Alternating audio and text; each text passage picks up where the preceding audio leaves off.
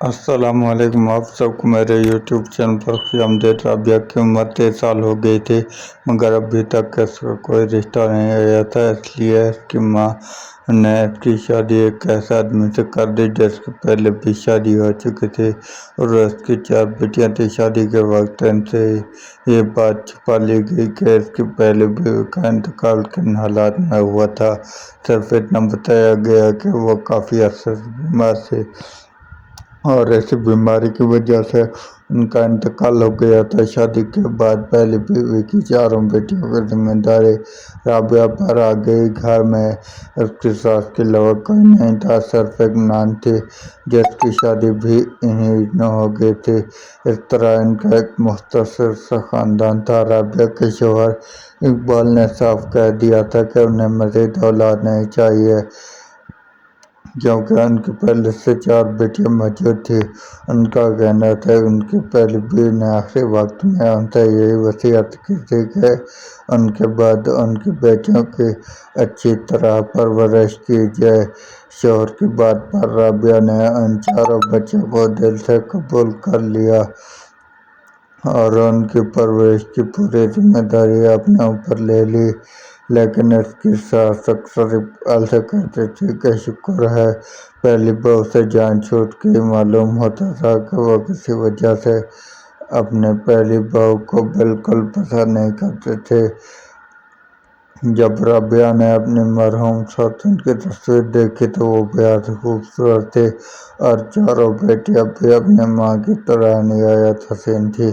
یہی وجہ تھی کہ رابعہ کو ہر وقت ان کی فکر لگی رہتی تھی۔ وہ دن رات ان کی حفاظت اور مستقبل کے بارے میں سوچتے رہتے تھے۔ رہی سی کسر اس کی نان پوری کر دیتی۔ جب بھی گھر آتی پہلی بھابھی اور ان کی بیٹیوں کے خلاف کوئی نہ کوئی بات ضرور کرتی۔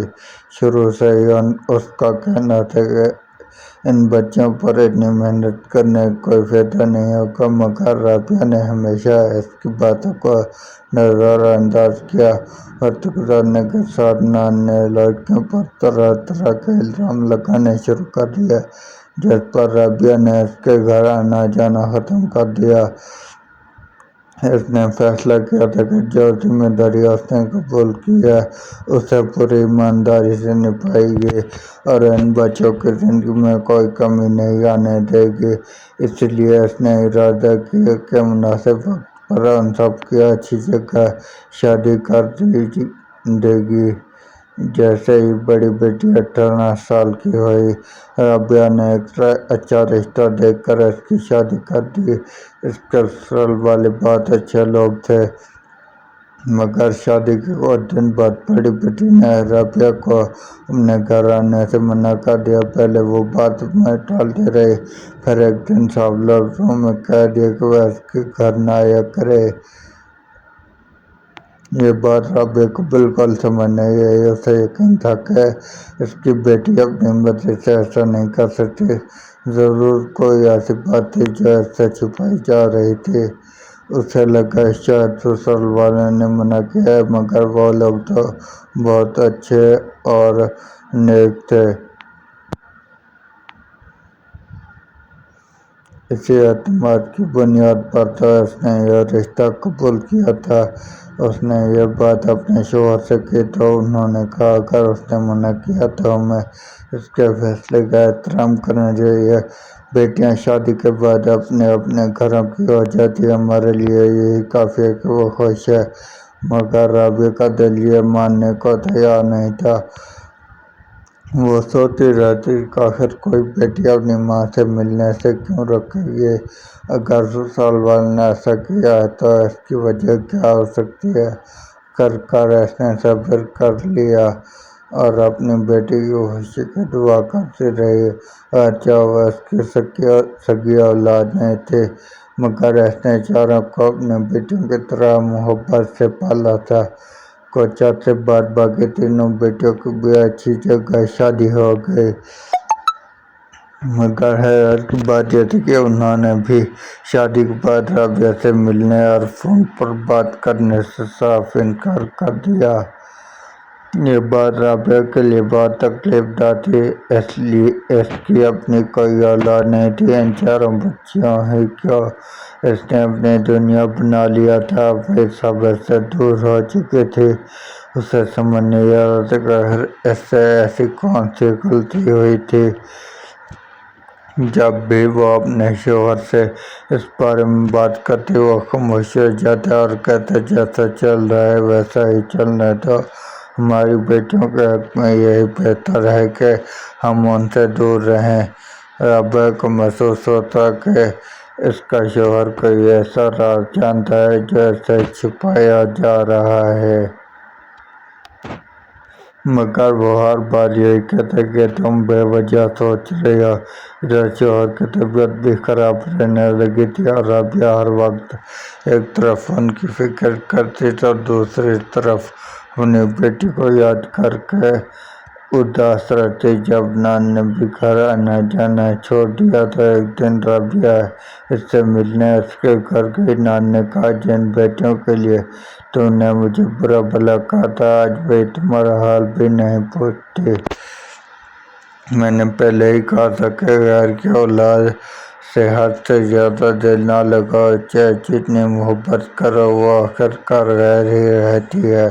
یہ باتیں سن کر رابعہ خاموشی سے واپس آ گئی۔ وہ ان الفاظ کو بھلانا چاہتی تھی مگر بار بار وہی باتیں اس کے ذہن میں آتی رہیں۔ دل کہتا تھا کہ اس کی چاروں بیٹیاں اس سے بہت محبت کرتی تھیں، پھر آخر اچانک ایسا کیا بدل گیا تھا کہ ایک دن تنہائی اور بے چین سے تنگ آ کر وہ اسے میں اپنی بڑی بیٹی کے سسرال جا پہنچی تاکہ خود جا کر حقیقت معلوم کر سکے، مگر وہاں پہنچ کر دیکھا تو گھر پر تالا لگا ہوا تھا۔ رابعہ اور اس کے بعد باقی تینوں بیٹیاں گھر پر بھی گئیں مگر وہاں بھی تالے لگے ہوئے تھے۔ وہ روتی ہوئی واپس گھر لوٹی ہی تھی کہ جیسے ہی گھر میں داخل ہوئی اس پر ایک اور مصیبت ٹوٹ پڑی۔ اس کا شوہر اقبال فرش پر بیٹھا بری طرح سانس لینے کی کوشش کر رہا تھا۔ وہ کافی عرصے سے سانس کی بیماری میں مبتلا تھا مگر آج اس کی حالت پہلے سے کہیں زیادہ خراب تھی۔ رابعہ فوراً اسے ہسپتال لے گئی۔ جب نان کو اس بات کا علم ہوا تو وہ بھی ہسپتال پہنچ گئی۔ اس نے رابعہ کو تسلی دی اور کہا سب کچھ ٹھیک ہو جائے گا۔ چند روز اقبال ہسپتال میں زیر علاج رہا، پھر طبیعت میں کچھ بہتری آنے پر وہ دونوں واپس گھر آ گئے۔ گھر پہنچ کر جب رابعہ نے اپنا فون دیکھا تو اس پر سب سے چھوٹی بیٹی کی کالیں موجود تھیں۔ یہ دیکھ کر اس کی خوشی کا انتہا نہ رہی۔ اس نے فوراً اسی نمبر پر واپس فون کیا مگر فون اس کی بیٹی کی بجائے اس کے شوہر نے اٹھایا۔ اس نے سخت لہجے میں کہا کہ اب ہمارا آپ لوگوں سے کوئی تعلق نہیں رہا۔ جب رابعہ نے اس کی وجہ پوچھی تو وہ اسے بولا تم لوگوں نے ہمارے ساتھ بہت بڑا دھوکہ کیا ہے، اب ہمیں سب کچھ معلوم ہو چکا ہے۔ یہ کہہ کر اس نے فون بند کر دیا۔ رابعہ حیران رہ گئی کہ آخر انہوں نے ایسا کون سا دھوکہ دیا ہے۔ اس نے اپنے شوہر سے بھی اس بارے میں پوچھا مگر اس کا بھی یہی کہنا تھا وہ کچھ نہیں جانتا۔ چند دن اسی پریشانی میں گزرے، پھر ایک دن چاروں بیٹیاں روتی ہوئی گھر واپس آ گئیں۔ انہوں نے بتایا کہ وہ بار بار اپنے سسرال سے والدین سے ملنے کی اجازت مانگتی رہی مگر نہ انہیں آنے دیا گیا نہ فون کرنے کی اجازت دی گئی۔ آخرکار تنگ آ کر آج انہیں واپس بھیج دیا گیا۔ پھر انہوں نے روتے ہوئے کہا کہ سب لوگ ان سے پوچھتے تھے کہ ان کی اصل ماں کون تھی اور یہ حقیقت ان سے اتنے سالوں سے کیوں چھپائی گئی۔ شادی کے وقت سب کو یہی بتایا گیا تھا کہ رابعہ ہی ان کی حقیقی ماں ہے مگر اب ان کے سسرال والوں کو معلوم ہو گیا تھا کہ ان کی اصل ماں کوئی اور عورت تھی۔ چاروں بیٹیوں کا کہنا تھا کہ آج سے پہلے انہیں خود بھی اس حقیقت کا علم نہیں تھا مگر انہیں یقین تھا کہ ان کے والد وہ سب کچھ جانتے تھے۔ رابعہ نے حیرت سے اپنے شوہر کی طرف دیکھا اور پوچھا آخر یہ راز کیا تھا اور کس نے سب کو بتایا؟ اقبال نے کہا کہ یہ راز تو بہت پہلے دفن ہو جانا چاہیے تھا مگر کسی نے اسے دوبارہ زندہ کر دیا تھا۔ پھر انہیں فوراً اپنی بہن پر شک ہوا کیونکہ اس راز سے گھر والوں کے علاوہ کوئی واقف نہیں تھا۔ ان کی ماں کا انتقال ہو چکا تھا۔ وہ خود کو بھی اپنی بیٹیوں کو گھر پر باہر نہیں کرنا چاہتے تھے، اس لیے انہیں یقین ہو گیا کہ یہ کام ان کی بہن ہی کا تھا۔ اقبال غصے میں گھر سے نکلنے لگا، مگر رابعہ نے اسے روک لیا اور کہا کہ پہلے اسے ساری حقیقت بتائیے، آخر ایسا کون سا راز تھا جیسے اسے بھی ہمیشہ بے خبر رکھا گیا تھا اس دن؟ اقبال نے روتے ہوئے وہ سب کچھ بتا دیا جیسے رابعہ تک ناواقف تھی۔ اس نے بتایا کہ اس کی ماں اور بہن اس کی پہلی بیوی سے صرف اس لیے نفرت کرتی تھی کیونکہ وہ ایسی جگہ سے تعلق رکھتی تھی جسے ہمارا معاشرہ عزت کی نگاہ سے نہیں دیکھتا تھا۔ وہ ایک رقاصہ تھی۔ اقبال نے بتایا کہ ابتدا میں اس کا رشتہ اپنے ہی خاندان کی ایک لڑکی سے طے ہوا تھا۔ وہ دونوں ایک دوسرے کو پسند کرتے تھے، مگر شادی سے کچھ عرصہ پہلے اس لڑکی کے گھر والوں نے رشتہ توڑ کر اس کی شادی کسی اور سے کر دی کیونکہ اس وقت اقبال اپنی ملازمت سے محروم ہو گیا تھا۔ حالات بدل گئے، رشتہ دار بھی بدل گئے۔ صدمے نے اقبال کو اندر سے توڑ دیا۔ دن بھر اپنے کمرے میں بند رہتا اور گھر سے باہر چلا جاتا۔ کسی کو معلوم نہ تھا کہ وہ کہاں جاتا ہے۔ پھر ایک دن وہ اچانک ایک نہایت خوبصورت عورت کو اپنی دلہن بنا کر گھر لے آیا۔ اس عورت کا نغمہ تھا، چونکہ وہ ایک ایسے ماحول سے تعلق رکھتی تھی جسے لوگ غیر سے دیکھتے تھے، اس لیے اقبال کی ماں اور بہن نے اسے پہلی نظر میں ہی قبول کرنے سے انکار کر دیا۔ مگر اقبال نے صاف کہہ دیا کہ اگر نغمہ اس گھر سے جائے گی تو وہ بھی اس کے ساتھ چلا جائے گا کیونکہ اس نے اسے تحفظ اور عزت دینے کا وعدہ کیا ہے۔ بعد میں اقبال نے اپنی ماں کو بتایا جب وہ زندگی کے سب سے مشکل دور سے گزر رہا تھا اور اپنے ہی لوگوں کے ہاتھوں ٹوٹ چکا تھا، تب اس کی ملاقات نغمہ سے ہوئی۔ نغمہ نے بغیر کسی لالچ اور بغیر کسی فرق کے اسے سہارا دیا۔ اس کی ٹوٹی ہوئی زندگی دوبارہ خوشیاں واپس لے آئی۔ وقت کے ساتھ دونوں ایک دوسرے کو پسند کرنے لگے۔ پھر ایک دن نغمہ نے شادی کی خواہش ظاہر کی تو اقبال نے پہلے انکار کیا اور کہا کہ اس کے گھر والے کبھی اسے قبول نہیں کریں گے۔ تب نغمہ اپنی زندگی کا بتائی کہ وہ اپنی مرضی سے اس ماحول میں نہیں آئی تھی بلکہ بچپن میں والدین کے انتقال کے بعد اس کے چچا اسے وہاں چھوڑ گئے تھے اور اس کے بدلے بھاری رقم لے لی تھی۔ یہ سن کر اقبال نے فیصلہ کیا وہ نغمہ سے شادی کرے گا اور اسے عزت کی زندگی دے گا۔ اس نے کہا وہ جانتا ہے اس فیصلے سے بہت سے لوگ ناراض ہوں گے اور انہیں بے شمار مشکلات کا سامنا کرنا پڑے گا، مگر اس کے باوجود وہ نغمہ سے شادی کرے گا کیونکہ اپنے ہی لوگوں نے اسے سب سے زیادہ دکھ دیے تھے۔ چنانچہ وہ نغمہ کو بیاہ کر اپنے گھر لے آیا، مگر اس کی ماں اور بہن نے اسے کبھی دل سے قبول نہ کیا۔ انہوں نے دل ہی دل میں یہ طے کر لیا تھا کہ وہ نغمہ کو کبھی سکون سے جینے نہیں دیں گی۔ اقبال کی موجودگی میں تو خاموش رہتی مگر اس کی غیر موجودگی میں نغموں پر ایسے ایسے ظلم ڈھاتے جن کا تصور بھی مشکل تھا۔ اقبال نے کئی بار اپنی ماں سے کہا کہ نغمہ بھی ایک عورت ہے، اسے بھی عزت سے جینے کا حق حاصل ہے۔ گھروالا نے اسے ایک ایسے موڑ پر لا کھڑا کیا تھا تو اس کا کیا قصور تھا؟ اس نے اپنی ماں کو یہ بھی یاد دلایا جس مسترد خاندان کی لڑکی سے وہ شادی کرنا چاہتا تھا۔ اس نے دولت کی خاطر بہت سی پرانی محبت اور امنگیں توڑ دی تھیں، جبکہ نغمہ نے کبھی مال و زر کی تلاش نہیں کی اور اپنے شوہر کے ساتھ سچی اور مخلص تھی۔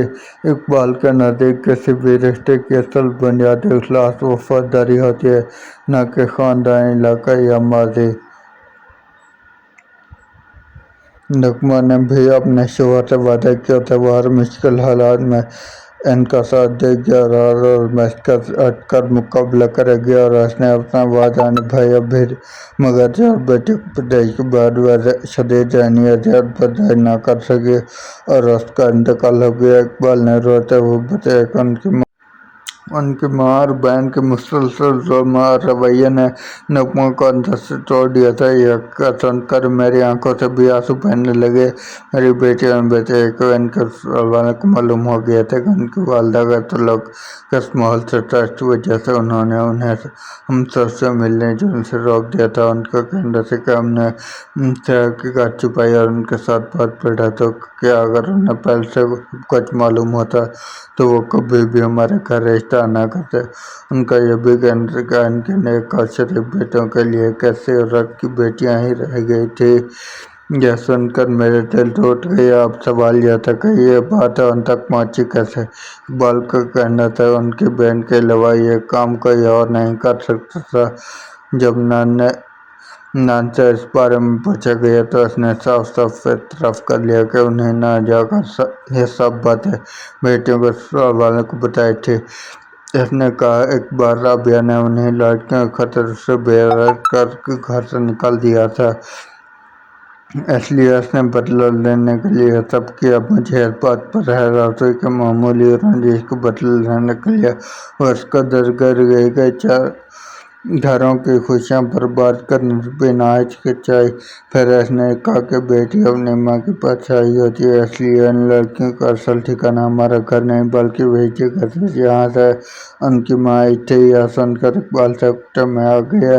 उसने इसी वक्त अपनी बहन से हमेशा के लिए ताल्लुक खत्म कर दिया क्यों वह अपने भतीजों के बारे में ऐसी घटिया सोच रखने वाली औरत को मज़ीद बर्दाश्त नहीं कर सकता था। इसके बाद मैंने अपनी बेटियों को समझाया कि अगर उनके ससुराल वाले यही चाहते हैं कि वह उनकी बात मान ले और अपने घरों को आबाद रखें, मगर मेरी बेटियों ने रोते हुए कहा कि वो इतने दिन हमसे दूर रह चुकी हैं, अब मज़ीद दूर नहीं रह सकती। अगर ससुराल वालों के ताने सहने हैं तो हमारे साथ रहकर भी सह सकती हैं। फिर मैंने इकबाल से कहा एक बार सबके ससुराल वालों को हमारे घर बुला लेते हैं, उसके बाद जो भी फैसला करेंगे हमें कबूल होगा। बात में न समझत के बाद आखिरकार वो लोग हमारे घर आने पर राजी हो गए। जब वो आए तो मैंने निहायत सुकून से उनसे बात किया तो कहा जो कुछ हुआ वो मारी का एहसान मासूम बच्चों का, इसमें कोई कसूर नहीं। जहाँ तक छुपाने की बात है, मुझे खुद भी आज ऐसा हुआ है। मैंने कभी जानबूझकर किसी से झूठ नहीं बोला, मगर इनका कहना था वो एक मोअज़्ज़ज़ खानदान से ताल्लुक़ रखते हैं, सियासी औरत की बेटियों को अपनी बहू कबूल नहीं कर सकते जिनके मर्जी पर लोग उंगली उठाते हों। मैंने उन्हें जवाब दिया कि अगर इंसाफ की नज़र से देखा जाए तो हम सबसे ज़्यादा बेहतर तो नगमा थे, जिसने सिर्फ अपने ख़ानदान को बचाने और अपने शौहर का साथ निभाने के लिए हर जुल्म को खामोशी से बर्दाश्त किया। अखलाक और किरदार के एतबार से वो हम सबसे कहीं बेहतर थे। शराफत का तकाज़ा यह नहीं कि किसी की इज़्ज़त छीन ले, बल्कि शराफत का असल तकाज़ा यह है किसी की इज़्ज़त की हिफाज़त कीजिए। इन बच्चों का इस माहौल से कोई ताल्लुक़ नहीं था जहाँ उनकी माँ ने मजबूरी में ज़िंदगी गुजारी थी। सिर्फ माज़ी की बुनियाद पर उन टुकड़ों कहाँ का इंसाफ था। नगमा अगर चाहती तो वापस उसी ज़िंदगी चली जाती जहाँ उसे किसी के ताने ना सुनने पड़े, मगर उसने सच सब कुछ छोड़ दिया और उस घर में रहकर हर दुख बर्दाश्त किया। मैं भी उस औरत को दिल से सलाम करती हूँ। मेरी बातें सुनकर सब लोग खामोश हो गए। एक एक करके सब ने अपनी गलती तस्लीम की और माफ़ी मांगी। उन्होंने कहा कि वो वाकई गलत है। उन्होंने बच्चों को उनके ख़ानदान और माज़ी की बुनियाद पर काला कि वह करीम माँ की बेटियाँ थी जिसने हर तकलीफ बर्दाश्त करके ज़िंदगी का इंतखाब किया। मेरी बातों ने इनकी सोच बदल दी। इन्हें कहा कि वो हमेशा समझते रहे थे कि इज़्ज़त सिर्फ चंद लोगों को, मगर आज उन्हें एहसास हुआ कि इज़्ज़त हर इंसान का बुनियादी हक है। इसके बाद वह खुशी खुशी मेरी बेटी को अपने साथ वापस ले गए। वादा किया कि आइंदा कभी उन्हें हमसे मिलने या बात करने से नहीं रोकेंगे, ना ही कभी उनकी माज़ी का ताना देंगे। मैं और मेरे शौहर अपनी बेटी को देखकर बहुत मुतमईन थे। मुझे यह एहसास था कि मैं अपनी जिम्मेदारी पूरी ईमानदारी से अदा कर दी है। इकबाल भी बहुत खुश थे और उनकी तबीयत पहले से बेहतर रहने लगी। इस बार मेरी बेटी को हमारे घर आना जाना मामूल बन गया। बाकायदगी से हमारा हाल पूछने आती थी। अलबत्ता हमने अपनी नान से हमेशा के लिए ताल्लुक़ ख़त्म कर दिया। कुछ अर्से बाद हमें मालूम हुआ कि उसकी अपनी बेटी उसे धोखा देकर घर छोड़ गई थी। इस सदमे में उसे अंदर से तोड़ दिया, वरना घर से बाहर निकलते थे, न किसी से मिलते थे। आखिरकार एक दिन वो हमारे घर आई और आते हुए मुझसे माफ़ी मांगी। उसने कहा वो मेरी बेटी से माफ़ी मांगना चाहती है क्योंकि उसने उनकी पाक दामनी और इज़्ज़त पर बेबुनियाद बातें करके ان کے دل دکھائے تھے۔ اس نے اعتراف کیا کہ وہ ساری امت دوسروں کی سر پر سوال اٹھاتی رہی، مگر وقت نے اسے خود اس مقام پر لا کھڑا کیا جہاں اسے اپنی غلطیوں کا احساس ہو گیا تھا۔ حقیقت یہ ہے کہ مائیں اور بہنیں بیٹیاں سب کی ایک جیسی ہوتی ہیں، ان کی عزت سب کے لیے برابر اور اہم ہوتی ہے۔ کبھی کبھی کسی سے غلطی یا نادانی ہو جاتی ہے، مگر ہمارے معاشرے کا سب سے بڑا المیہ یہ ہے کہ عورتیں اکثر دوسری عورت کی عزت کی حفاظت نہیں کرتی اور گھر کی بات کو پوری دنیا میں پھیلا دیتی ہے۔ اسی کا نتیجہ یہ نکلتا ہے کہ انسان کو اپنے اعمال کا حساب ضرور دینا پڑتا ہے۔ دوسری بات یہ ہے کہ کسی انسان کا تعلق کسی بھی طبقے یا جگہ سے ہو، بہرحال ایک انسان اور ذات کے مستحق ہے۔ ہم کسی کے ماضی یا حالات دیکھ کر اس کے کردار کا فیصلہ نہیں کر سکتے۔ آج کل معمولی باتوں پر لڑکیوں کو چھوڑ دیا جاتا ہے یا گھروں سے نکال دیا جاتا ہے، حالانکہ یہ سراسر ناانصافی ہے۔ شرافت کا اصل تقاضا یہ نہیں کہ کسی کے برے ماضی کی وجہ سے اسے رد کر دیا جائے، بلکہ سوال یہ ہے کہ کسی کے مشکل ماضی کو جان کر اس کے حال اور مستقبل کو بہتر بنانے کی کوشش کی جائے۔ آج میری چاروں بیٹیاں اپنے اپنے گھروں میں خوش و خرم زندگی گزار رہی ہیں اور میرا شوہر بھی مطمئن ہے کیونکہ میں اس کی امیدوں پر پوری اتری ہوں۔